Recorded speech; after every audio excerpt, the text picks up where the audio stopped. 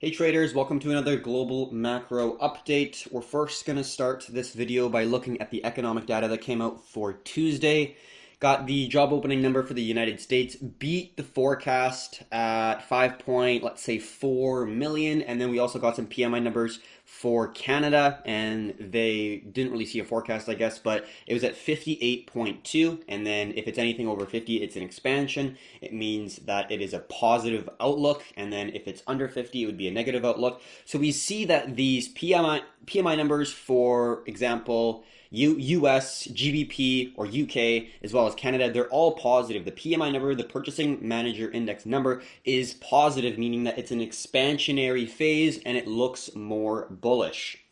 So we will see how that goes, but in terms of what it looks like right now, there is more optimism, there is more hope, and there's a little bit more certainty in the current market environment, is what we're gathering from the economic data that is currently being posted right now. So we got a first question on TikTok. Also, if you do have any questions, just drop them in. The question from Little Wilfred says, opinion on hyperinflation and USD. Good question. A lot of people are talking about the worry of inflation and hyperinflation within the United States and really all around the world because central banks are printing lots of money. Well, really good worry, and it's understandable, but there is two major factors in inflation and hyperinflation. The one is the expansion of the balance sheet or increase of the monetary base, basically printing more money into circulation from thin air. That's the first step in the formula for inflation or hyperinflation. The second step that is less known would be the velocity of the currency, which also means how many times that currency is transacted in a given time frame. And when these two things are put together, then you get inflation. But it's not just the expansion of the balance sheet. So right now, what we can see is, let me pull it up right now, the velocity of currency in the United States is dropping substantially since the 2000s. And this is offsetting the inflationary pressure provided by the expansion in the balance sheet. So that's why we're not seeing as much of the inflation that, for example, Peter Schiff thought when they first created the quantitative easing, because obviously expansion in balance sheet should create inflation, but we see since the 2000s, 1997, 1998 was the peak of the velocity, and we've seen it go down since then. And another really great chart to look at really quickly is going to be the Japanese velocity. Oh, let me just find it. Japanese yen velocity. And the Japanese yen, I don't know if I can find it right now. The Japanese yen is in a very interesting spot because we see that America has printed lots of money and their velocity is dropping, but Japan has printed way more money. I'm trying to find it here. Give me one moment. I didn't think I was going to be talking about this, but it's just very important stuff to be going over. Give me one moment here. Trying to find the Japanese monetary base burst. There we go. Perfect. All right. So this is the Japanese monetary base. We can see that Japan has printed a significant amount of money compared to America. This is the US dollar. This is the Japanese yen. So you would think naturally that Japan has a lot more inflation and there's a lot more worry about hyperinflation. But what they've actually suffered through since 1989, somewhere around here, when their asset bubble collapsed, is deflation. So their Japanese yen is getting stronger, and the monetary policymakers in Japan, the Bank of Japan monetary policymakers, they are fighting deflation for the past, let's say, 30 years, really, where they're trying to create inflation, trying to create some sort of move to the upside in terms of CPI numbers, and they're not able to get it. And why is that? Their velocity of their currency is dropping. It dropped more than half from, I believe, 1990 to the 2000s. So we see that the velocity for the US dollar is dropping. But if this continues, and if the velocity of the currency drops and it doesn't stagnate and move to the upside, I don't think there's a massive worry for inflation and hyperinflation just yet. Also, on a side note, there is another significant pressure that is added onto the deflationary basket, which is the demographic cycle, pyramid, whatever you want to view it as. But Japan is a really good guinea pig, I guess you could say, for this, because Japan is around 20 years ahead in terms of their demographic cycle. On average, they have their average age that is 20 years older than the Americans. So they have a lot more retirees. They have a larger baby boomer generation that is soaking up more of the healthcare, the savings, and they're not really spending much money, because if you don't know how long you're going to live, and if you only have a certain pool of money or assets, you're going to conserve because you have no idea how long you're going to live. And that is deflationary. You're not spending money, you're not creating aggregate demand, and you're not transacting currency, yen, dollars, whatever it is, in order to increase the velocity. So there is significant deflationary pressure put on currencies such as the United States dollar and the Japanese yen. And I think Japan is a great example of how central banks can print a tremendous amount of money, but as long as the velocity of the currency is dropping, that is going to somewhat offset the expansion of the monetary base or the amount of currency in circulation. So hopefully I gave you a little bit of information on that. We do talk about this quite extensively because a lot of people assume increase in monetary supply, automatic inflation, and that's not really the case. You need to see the increase in velocity before you get the actual CPI numbers to go up, which is Consumer Price Index, which is going to be the average cost of goods and services in a basket, basically. And that's going to be what we're going to be looking for in order to see if there is inflation or not. So, opinion on U.S. passing 26 trillion in debt and still spending money on wars. So, yeah, like I said again, actually, I have a really good picture here. Give me one moment here. Inflation compared to, nope. So, give me one moment here. I'm trying to find a really good chart here. Monetary base. I'm trying to look for historic inflation or historic federal funds rate, because that will give us a really good long-term. Perfect. This is it right here. Sorry, it's taking a little bit longer, but we're not really normally talking about this. I didn't really expect it, but this is still really good information to talk about, and that's why we're going through it. This is a live. This is a recording, so we will go through timestamps and make sure that you can select where you want to, what you want to view when you are looking back at this video. So this is a really good example of what I expect the potential next handful or couple decades will be looking like. Your question is, what about the debt and the money spending, the money printing on wars?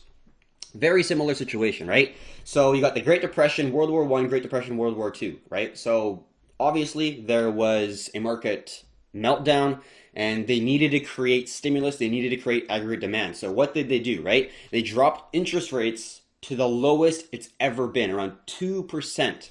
Now, what this did is get themselves out of the Great Depression. They also created, well, they also went in World War II in order to create aggregate demand for really anything involving wars. Obviously, there's a lot of production in that, so that's kind of how they got out of it. But what I want to specifically focus on is the fact that it went from an extremely low interest rate at around 2% for, let's say, an entire decade almost, which created massive expansion in credit.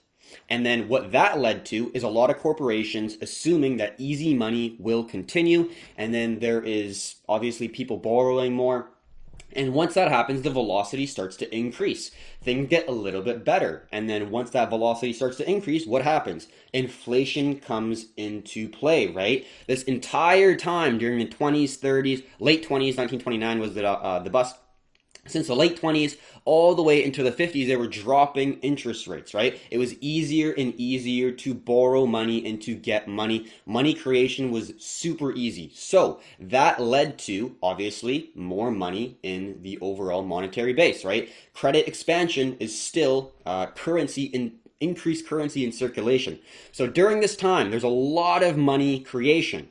What happened after? Well, there was inflation, right? There was worries of inflation. What does the government do when there's worries of inflation? They can really only do one thing. And this is a very hawkish policy that they would implement, is by raising interest rates. This allows them to decrease credit expansion because it's harder for people to get a loan and it costs more to borrow money, which is less incentivized by obviously going to the downside where it's easier to get money. And then central banks really only have two options. They either let inflation go wild, which is obviously not a positive thing, or they raise interest rates to combat inflation, right? So if they raise interest rates, usually markets do not take that very favorably. No one likes a hawkish policymaker because they are going to create less stimulus, they're going to potentially increase taxes, and they're going to not be spending as much money, and they're going to try to conserve. Whereas if you have a dovish policymaker, they're going to try to expand the balance sheet, create more aggregate demand through printing more money, and just give. And who doesn't like that, right? So to answer your question, in this current time, we are in around the extremely low interest rate time. And I think we will come to a point once the velocity starts to shift and there is increase in the transaction of dollars, which I think will inevitably happen. Once that comes into play, once that velocity starts to bend upwards, then you will start to see inflation and you will start to see the CPI numbers go up, and then central banks will have to act. How will they act? They will increase interest rates. The federal funds rate will increase, and markets will not take that too favorably. Look what happened in 2018 when they increased the interest rates from basically 0% up to around 2.5% after the great financial crisis, right? In the end of 2018, stock markets absolutely crumbled. And that's, I think, what will happen in the future, is we will get to a point where inflation is increasing and the policymakers have to choose. Will we keep this inflation going? And a lot of people are going to get upset because they're losing value, they're losing purchasing power, or they're going to try to curb inflation by increasing the interest rate, which will basically collapse the stock market, in my personal view. Or at least create a very long consolidation that we had from 70s to 80s, where we did not see a higher high. It was just completely flat. There was not much appreciation going on. But in that time, when there is worry of inflation, there's other assets that are extremely appreciating. They are doing extremely well. And those are the fixed supply assets that are basically immune to inflation via people wanting to create more demand and just printing it out of thin air. Gold and silver, you can't print out of thin air, and those are the types of assets that explode during worries of inflation or monetary uncertainty. And BTC and overall crypto markets, I think, will fall into that category later on. But right now, they are considered by global investors a risk-on instrument and asset that is positively correlated with traditional indexes like the S&P 500. So that's currently how I view the market. So hopefully I answered your question, Little Wilfred. A lot of information thrown at you. I understand that. If you do have any more questions, definitely let me know. But in short, I do think that there will be inflation and potentially hyperinflation if central bankers don't raise rates, but I don't think it's there yet. I think that we do need to have an increase in velocity first, and I think there is right now more deflationary pressure than inflationary pressure, so I do not expect to be having some increasing inflationary CPI numbers for, I don't think, this year. I just think it'd be more deflation than inflation. But that's my answer. Obviously, it's a speculation, but that's the way I'm viewing the market as of right now. All right, so that was a little bit of something that I wasn't going to talk about, but that's okay. That's why we have these lives, is so people can ask questions and we can go over different economic theories. So we're now going to go over some stuff involving the global restaurant industry. This reflects a comparison of year-over-year seated covers, demonstrate where we are seeing recovery start to take shape. So basically, if it's 60%, it's 60% of 100% that we previously saw last year. Right? Same day in 2020 and 2019. So, in 2019 of July 6th, we were at 100% and now we're at 60. But what we can see is things are starting to pick up. Mexico obviously is not doing great at 32%, but places like Germany, and we see the DAX do much better than the UK's FTSE, and stuff like this kind of makes sense, and it's all kind of coming together because Germany is seeing a lot higher percentage in terms of the bounce back of restaurants compared to places like the UK, which is at 68, or Canada at 64. So we can see the indexes are somewhat correlated with how positive the lockdowns and coming out of the lockdowns are for different countries. But we definitely still see that it's not back up to 100%. Germany actually did have one day that they were basically at 100%. If we go back a little bit, on June 11th, they were at 100% capacity from 2019, or a comparison. But it's getting a little bit better, but it's definitely not at a point where we can say that hotels, restaurants are back up and running at their usual speed. It looks like on average, mid-60s%, which isn't great, but it is better than what we saw back in early June, where it was at like 50s and 40s and even 30s when we're going back to May there. So looking better, but it's just some information that I think is good to know. Something that's a little bit surprising that I saw is Toronto's housing shrugs off pandemic as price smashes records. So home prices climbed to a record high in Toronto last month, and the local real estate board suggested that there's no end in sight with plenty of buyers hunting for a home. So it's not just the equities markets that are seeing a rebound, but it's other assets like real estate that is bouncing back quite quickly and quite aggressively, not really getting hit hard by the pandemic, though it seems.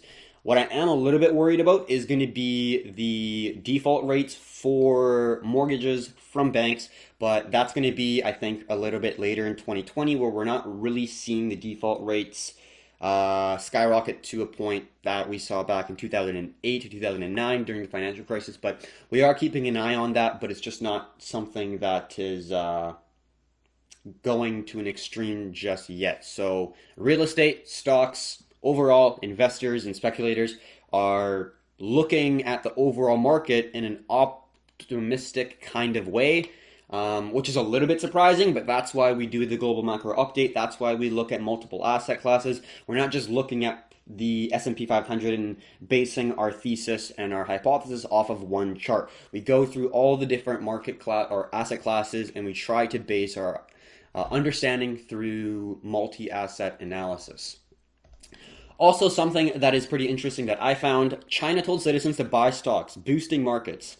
We have the Fed, meaning America has the Fed. China has its state media. Stocks globally surged as prospect of an improving China, but they were also supported by stimulus from the world's central bank. So we see governments and central banks all over the world. In China, it's mostly governments creating media, it's state media, and then in central banks for the Fed. But overall, governments and central banks are trying to support the financial markets, and they are, right? And we're going to be looking at a Chinese stock market index and seeing the absolute boom that it had recently, and looking at the past, seeing what potentially can happen in the future, because it does look like it could potentially be setting up for a pretty significant move to the upside. Quick little thing to end off. Potentially, TikTok could be banned in the US. We don't exactly know, but we will see how this goes. We do have a TikTok account, obviously, if you are watching on TikTok. So hopefully this does not come into fruition, because we like the app. It's provided us some good exposure, but if that is the case, obviously that sucks, but people will go on to things like Instagram and other social media services. It's not the end of the world. All right, so now that we have done that, we're now gonna look at this chart, the Chinese stock market. So this is just one of the SEC Composite indexes, and this is a 2-day chart. And if we really look back, it's extremely volatile. Yes, we are making higher lows, but look at these massive pushes right here. We got a descending wedge, massive bullish run, like unbelievable. 300%, right? And then another bullish run, 121%. And it looks like we're getting our next massive move here where we got a nice symmetrical triangle, breaking to the upside, broke that descending trend line and the resistance, and now we are in a massive impulse push to the upside. And if China and if their media keeps on pumping the stock market bull run and trying to create demand or FOMO, I think this will just continue to go up. I don't exactly know what happened during all these, but man, look at it. Like, it can run. So I'm not trading this, but it's just an overall good understanding of global indexes, because if this is absolutely ballooning, that's definitely a risk on indication. So I'm just going to go back to the VIX because this was the VIX initially. Go back to the 1 hour and start the global macro update like we always like to do, starting off with the S&P 500. So let's open this up here and make sure that there's no questions, and then start the video. Making sure there's more questions on YouTube as well. Perfect. Okay, so we were here last time just in that nice little tight consolidation. We did get an attempt to make a higher high. We failed, and now we're testing our previous resistance as a new level of support. We did talk about this potentially being a new level of support. We did not validate it at all for support when we initially had our impulse push to the upside. So this could be the higher low we're looking for, where we see higher low, and then a higher low here. And this is that resistance that rejected the price multiple times, where we're going to be looking for a new level of support to hold the price. So we're just consolidating right now. We've been in a nice risk on environment for a while, and we're still breaking resistances, holding supports. We have not broken the support yet. So in my personal opinion, we're still on the move to the upside, and I think that it could continue. If it does move to the downside, breaking this around 3160 support, obviously that could be a potential head and shoulders, where we got the head right here, the left shoulder right here, and the right shoulder right here. And let's just zoom in a little bit closer. And this would be the potential reversal pattern. If this does come into fruition, that would obviously mean it could be a reversal. So here's that neckline where you have the armpit. So you need to see the price come down, retest this resistance at around 3160, and then move breaking the 3120, and that is going to be your head and shoulders structure that you'd be looking for. And then if you want even more confirmation, we do see a nice ascending trend line that is connecting the higher lows, especially well respected, where you see 1, 2, 3, 4 rejections, and then we have that symmetrical triangle that is pushing the price to the upside, which is carrying the momentum up, which I think will continue. I think it's that higher probable situation. But if it does move to the downside, we could potentially be looking for this to confirm, like so, and then you'd be looking at a potential head and shoulders, and then if it breaks this zone, that's even more of a confirmation to move to the downside. But if we don't see that, I still see the market move to the upside, creating higher highs and higher lows. And if we do look on the smaller time frame, we did see a higher high, and now we see a lower high, but we are holding this previous resistance very well for a new level of support. We could see a little bit of a dip like this, but overall, I'd like ideally to see the price hold above this key zone right around here. I don't mind if it makes a descending triangle formation like this.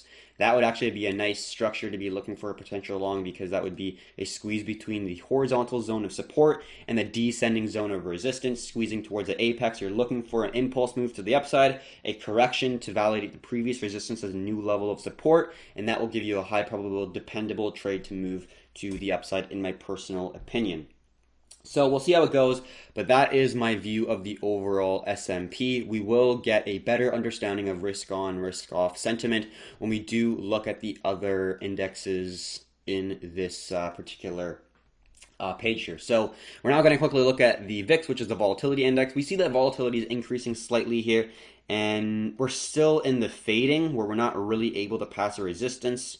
And we see that these just consolidation start, and then we'll get another drop off, and then we'll make it another drop off. If it breaks $30, that would be a shift where we might have to be looking at a risk off environment, because volatility is increasing. If volatility is increasing, overall, global investors are worried, fearful, anxious, and they will seek risk off exposure or instruments to park their capital. Whereas if volatility is decreasing, they're more likely to be taking on more risk and have a higher risk tolerance. So the fact that this is going up gives me a little bit of indication that we are leaning a little bit more towards a risk off sentiment, although the overall trend is looking still very risk on. Russell 2000 has not moved much at all. We do see a head and shoulders like here. So let's just zoom out and move this. This is the head and shoulders that we currently see for the Russell 2000. Obviously, it has still not broke yet. If we break the 1460 zone for the resistance, that would invalidate the head and shoulders. And if we break the 1365-ish zone, that would complete the head and shoulders. And we're not going to be trading the Russell 2000, but it's a really good indicator, in my opinion, for the speculators, for the small caps, not just the large giant tech companies like the NASDAQ. So just by looking at the NASDAQ and S&P and Russell 2000, we see that large capital flows are mainly funneling into large tech conglomerates like the NASDAQ index, which is basically what you're going to want to be looking to invest in if you want those stay-at-home companies, the Netflix, the Facebooks, the Amazons, the Zooms, and Nvidias, and all those kind of stay-at-home large tech giants. And we see it made a new high, all-time high yesterday. It is pulling back, but we are, let's take this open a little bit. We do see, it's not perfect, but you could call it an ascending wedge or an ascending channel, where you see a very well-respected ascending support, as well as 3 validations of an ascending resistance, creating a ascending wedge, and it broke to the upside, which means it's melting up. We could get a retest at around 10,500, which would validate the previous resistance as a new level of support and confluence with the ascending zone, which would create an opportunity where you'd be looking for moves to the upside as long as the risk on environment continues. So the NASDAQ still looks bullish, had a little pullback today, but pullbacks are inevitable. You want to understand the market structure, and in my opinion, the market structure is still telling me that the buyers are looking to enter. And I definitely do not want to go too early in the reversal, because this trend has been continuing to the upside for a while. And we like to continue the trend. Unless there's like major things that give us a market shift that would then change the trend. But if nothing's really changing and things are going according to plan, there's no real need to change our opinions, because our opinion is correct as of now. All right, going to get a little bit of water, and then we're going to jump right into the global markets, looking at the FTSE 100, the Nikkei 225, which is the Japanese stock market index, the DAX, which is for Germany, as well as the ASX, which is for Australia. All right, so we've been talking about this, page for a while, where we're looking at global indexes, and we're basically seeing a consolidation. And you could potentially form a descending triangle on this, or a symmetrical triangle, but it does look like buyers are still coming in and bidding up the price, creating a higher high. We see that in the Japanese stock market index. We're not really able to climb to a higher high, but for places like the DAX, which is a German exchange, we do see that we've broken the previous high, and we're testing the most recent significant high back in early June, before we had that little sell-off there. So it definitely looks like global investors are still seeking to invest in equities, and there's no major sell-off or shift in trend that would give me an indication that it's a very risk-off environment, or will be a risk-off environment. So unless it drops, like for example, on the FTSE, it would have to drop below like 60, 70. On the ASX, it'd have to drop below 5,700, let's say. On the DAX, it would be like 11,700 or 11,770, somewhere around there.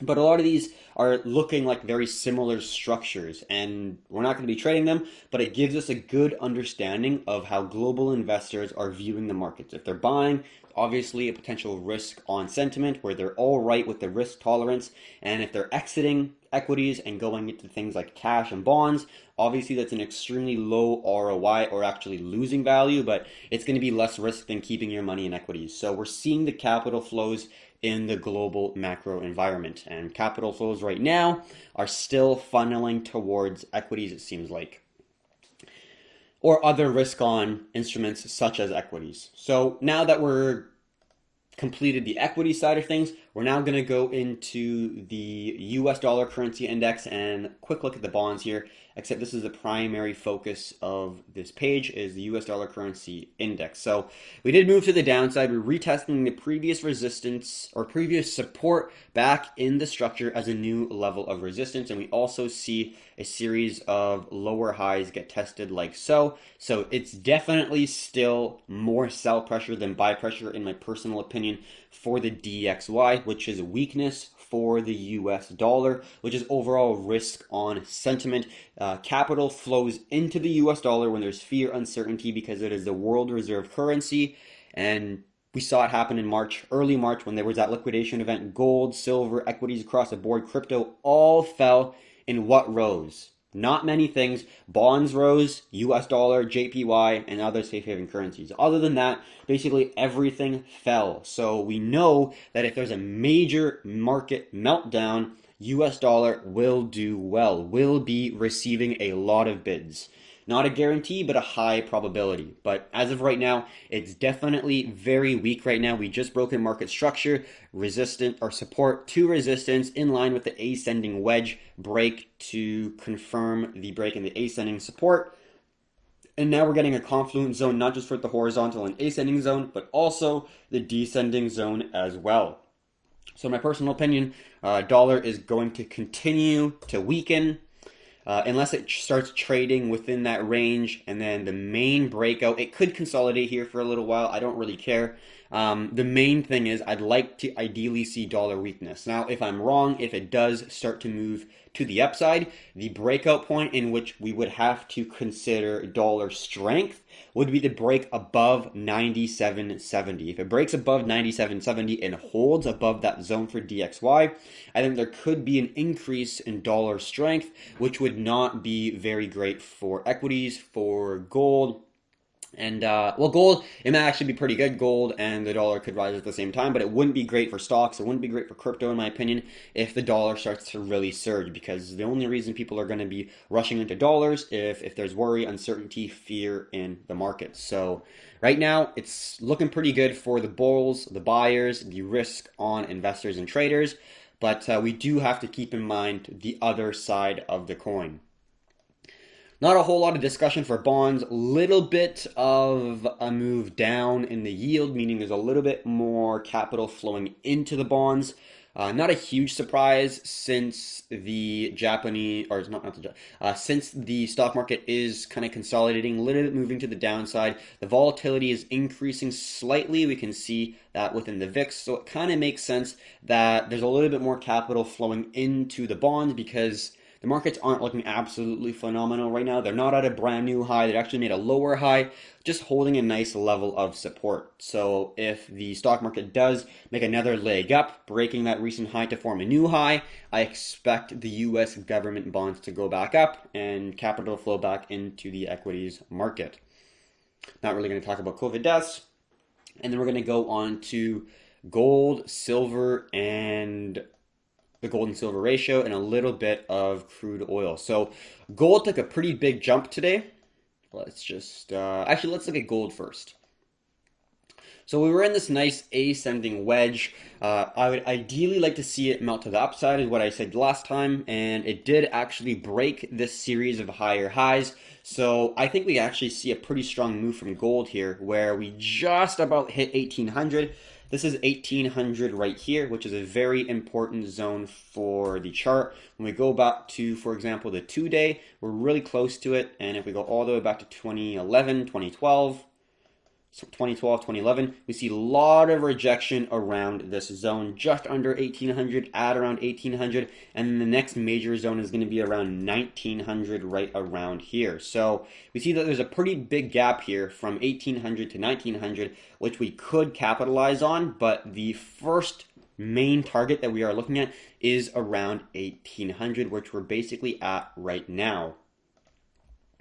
So there's, I think, going to be some level of resistance around this zone, but because of this ascending wedge break to the upside, what I could potentially see happen is a melt up from this wedge. So let's get our, not medium, but thick. If the risk off sentiment kind of comes in and emerges at a rate that we're not seeing, you know, if we see a higher high and a higher low respect this previous resistance as a new level of support, we could see an increase in price, because this normally wedges are looked at as a bearish, or especially the ascending wedges are looked at as a bearish sentiment, but in my view they could melt to the upside. BTC did this exact same thing where we had an ascending wedge melt to the upside. We see 1, 2, 3 rejections, so we got a valid resistance zone and we got a very valid support zone. So we see the price make a higher high, breaking the resistance zone, and I think as long as we're above this resistance zone, and I'm going to move this up a little bit higher like so, I think we can continue to see some higher highs and higher lows for gold. I think it's going to even move up higher than where it currently is right now. When we get a little bit of a pullback to around 1790, but this was an extremely bullish candle which engulfed the past multiple candles, and it's looking pretty solid. And especially with the central banks printing a lot of money, I do think that people are understanding that with the federal government, for example, in the United States printing like 16% more money in circulation within the last quarter, I think it was for the number. People are worried about monetary expansion and devaluing of the US dollar, debasing of the US dollar, so gold and silver are going to be looking pretty positive in my view. So silver is my bet.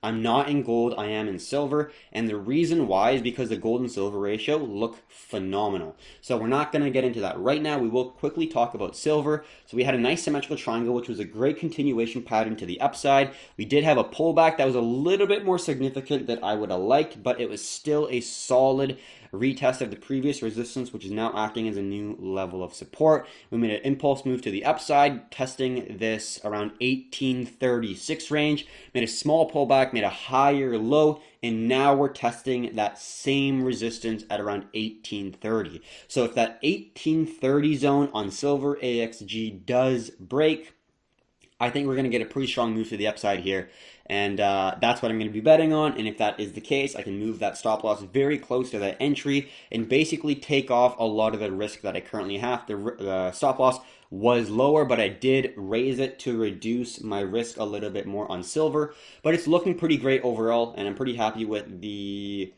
current structure with it. It would be nice if it broke 1830, because that would give me a little bit more validation and the bulls having a little bit more confidence over the bears. And for any short sellers on silver, I think that's going to be where a lot of stop losses are going to be placed, is above that 1831, 1832 range. So there may be a pretty big shift in confidence and a shift in trend for silver if it does break that 1830 zone. So in my opinion, it's looking very favorable for silver. Gold is really taking the charge, and we do see that the gold and silver ratio is coming back up to the resistance, because gold is leading the charge right now, but I think that silver will follow, and this gold and silver ratio will come back down to maybe 95s or even drop lower. But in my opinion, the gold and silver ratio still looks pretty bearish with this ascending wedge or channel or bearish flag that is tested the support as a new resistance multiple times, and we're just waiting for that major market sell-off in the gold and silver ratio in order for silver to really start to rally. But that's my current structure. It's looking really good. The risk reward is phenomenal for silver, and overall it's looking pretty great in the metals market. Next thing we're going to look at is crude oil. So this is WTI, Western Texas Intermediate crude oil. And we see that we're just holding the 40-50 resistance, and we are creating these higher lows. So this could be looked at as an ascending triangle pattern. I kind of view it more as a consolidation sideways, but we are making those nice higher lows. So it does sort of characterize as an ascending triangle setup. When we do zoom into the smaller time frames, we do see that the 40-50 range did get broken and held on the 4-hour and 6-hour chart on the larger time frames. But on the daily, there is just a wick here. indicating that there is sell pressure at this zone, keeping the price below this area. But obviously, if this is going up, risk on environment, people are using oil, people are producing products, people are using tires and plastic and all that stuff that oil is used for, transportation, which is growth and economic activity, which is obviously risk on sentiment. And if US or if oil in general starts to collapse and move to the downside, there's less demand for oil, less production, less transportation, which is less economic activity, which is obviously a risk off sentiment. So right now, risk on sentiment, everything's looking groovy, everything's looking good.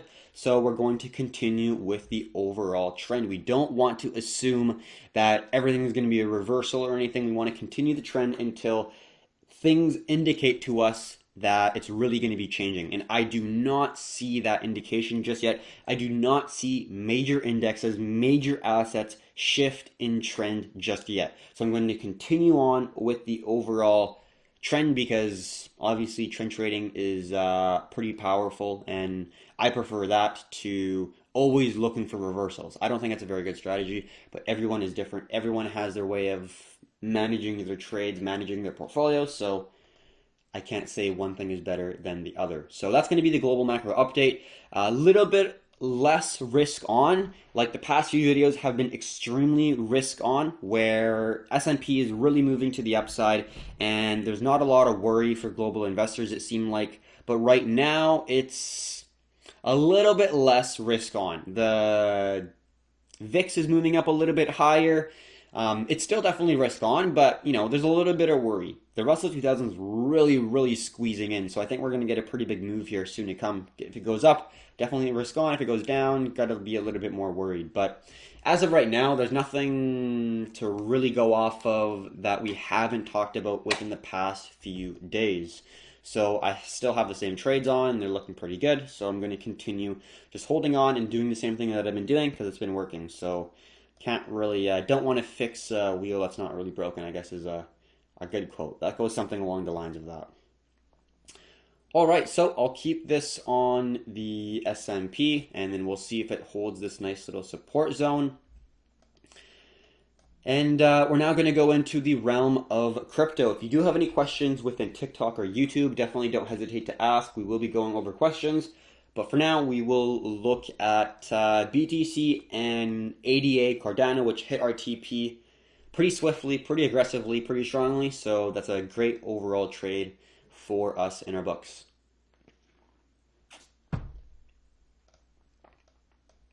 All right, so BTC is still holding the symmetrical triangle, consolidating between a series of lower highs and higher lows, funneling towards the apex of this squeeze.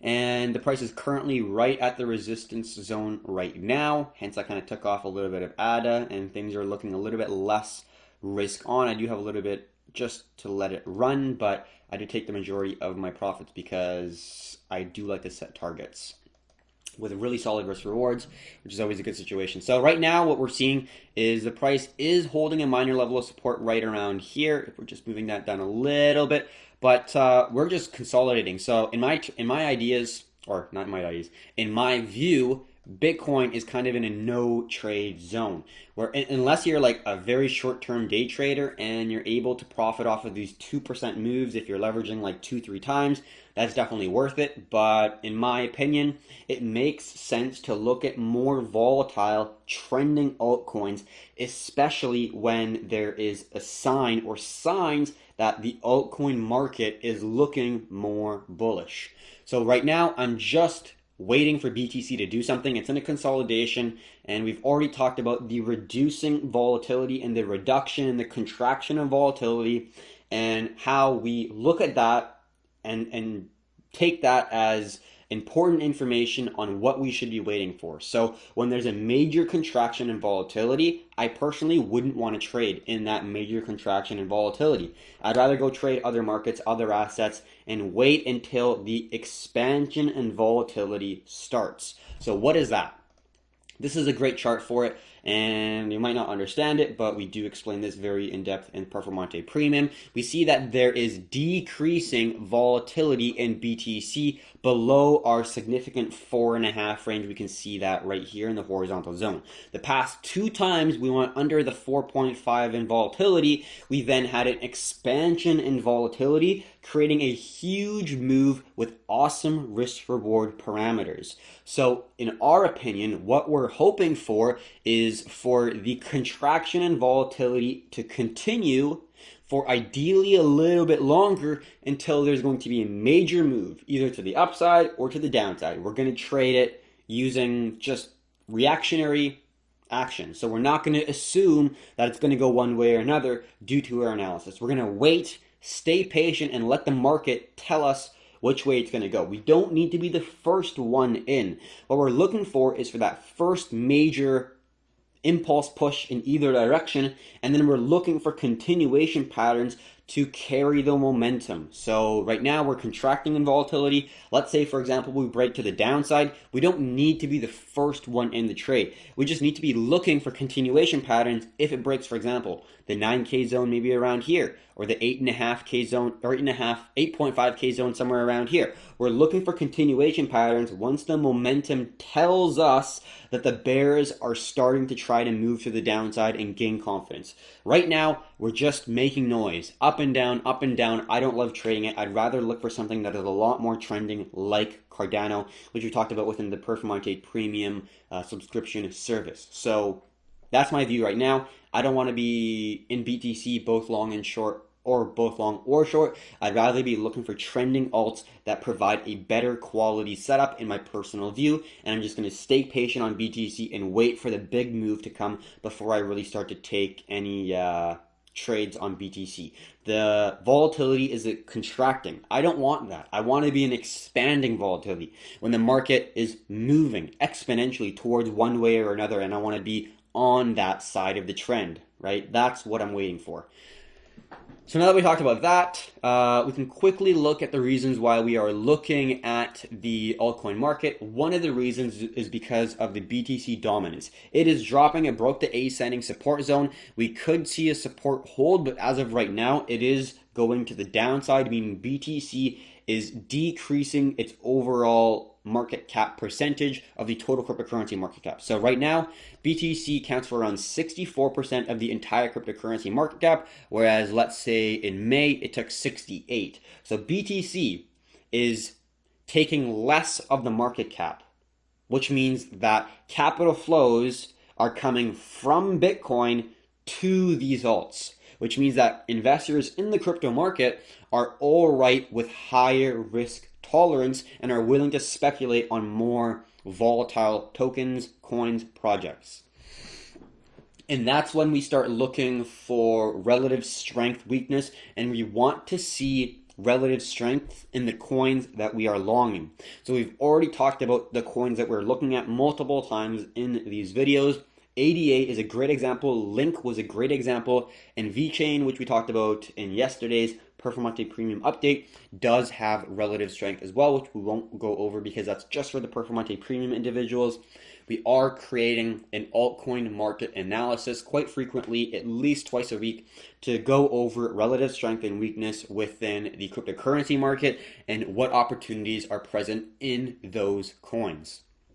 But one that we did talk about is going to be ADA, which is Cardano. So we looked at this, I don't know why that's there. We looked at this when it just broke to the upside, breaking this key resistance at around 0.09. And we were looking to enter on the retest, which we did. And then our stop loss was below that massive wick to the downside. And this was our take profit. So it had great risk reward parameters and it hit without a problem. Great overall trade. Nothing more to say on it. I do have a little bit of profit left if it does continue to run, but great trade overall. And what we're going to be looking for is more continuation patterns like this. And we can see it has had, this is not as great because it's a pretty wide resistance zone there, and it did cross that zone. But this was, in my opinion, a pretty pristine, perfect, beautiful symmetrical triangle that played out literally by the book. This could not be a better symmetrical triangle turnout, and we're very happy about it. And the Performante Premium students are sharing in the profits, which is always a great thing. So that's basically it for the crypto market update. We will notify the Performante Premium members of the current altcoins that we are looking at, but right now it's consolidating for BTC, so we're just focusing on the altcoins that have extremely strong relative strength compared to most of the alts that we are looking at that are available to trade on Binance. So thank you very much for coming in, listening to the global macro update. That's going to be the end of this video. I will close the recording, but I'll open it up at the end of the video for any questions that people have. If you want to answer, or if you want to ask anything involved in the markets for equities, for commodities, for crypto, we do cover all those. So definitely don't hesitate. But until then, I will end this video.